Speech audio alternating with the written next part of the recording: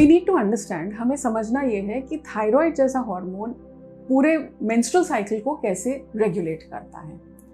सो patients generally जब आते हैं गायनेकोलॉजिस्ट के पास कि बहुत हैवी पीरियड्स हो रहे हैं या बहुत इरेगुलरली हो रहे हैं और क्विक हो रहे हैं, 15-15 दिन में हो रहे हैं, महीने में 2 बार हो रहे हैं, या फिर बहुत पेनफुल हो रहे हैं, तो इनका गायनेकोलॉजिस्ट जो है थायराइड फंक्शन टेस्ट चेक कराते हैं और उसमें पता चलता है कि TSH लेवल्स हाई हैं। अब ये हो क्यों रहा है, इसके को समझते हैं, कोशिश करते हैं कि ये समझ में आए। जो T3 और T4 हार्मोन्स हैं वो ओवरी पे जाके एक्शन लेते हैं ताकि ओवरी जो है प्रोजेस्टेरॉन हार्मोन प्रोड्यूस कर सके, जो जाके यूट्रस की लाइनिंग पे एक्शन लेता है। सो अगर T3 T4 कम है, ओवरी प्रोजेस्टेरॉन कम प्रोड्यूस कर रहा है, वो कम प्रोड्यूस कर रहा है, तो यूट्रस की लाइनिंग जो है वहाँ पे थिकन हो जाती है, पीरियड्स जो है उस पर मेंस्ट्रुअल साइकिल पे असर आता है। दूसरा जो है T3 T4 कोएगुलेशन फैक्टर्स को भी अफेक्ट करता है, और क्योंकि कोएगुलेशन फैक्टर्स को अफेक्ट कर रहा है, कोएगुलेशन मतलब आपका जब ब्लड क्लॉट होता है उसमें कुछ हमारे को प्रोटीन्स की ज़रूरत होती है, वो कोएगुलेशन फैक्टर्स बोले जाते हैं। अब ये कोएगुलेशन फैक्टर्स अगर इनका प्रोडक्शन या इनका एक्शन में कुछ प्रॉब्लम आ रहा है जो T3 T4 के कारण आ रहा है, तो आपका ब्लड क्लॉट ही नहीं हो रहा।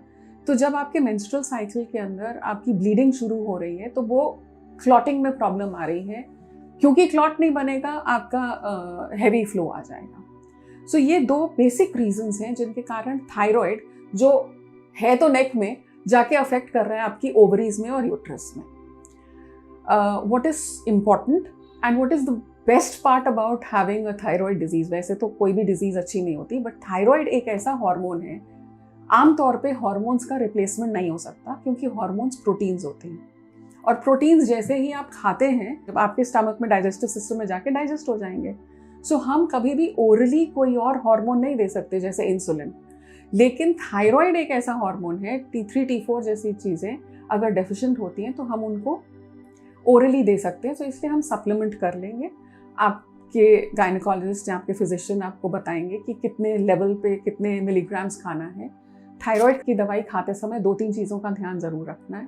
वो खाली पेट खाते हैं, मॉर्निंग में पहली चीज़ खाते हैं, बिकॉज थायराइड हार्मोन मॉर्निंग में पीक लेवल पे बॉडी ऑटोमेटिकली प्रोड्यूस करती है, तो उसी के टाइमिंग के साथ हमें जो है वो बांध लेना है कि हम उसी समय खाएं।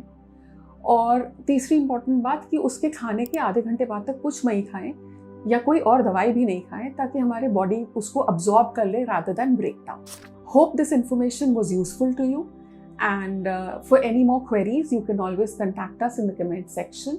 We will get back to you. Thank you.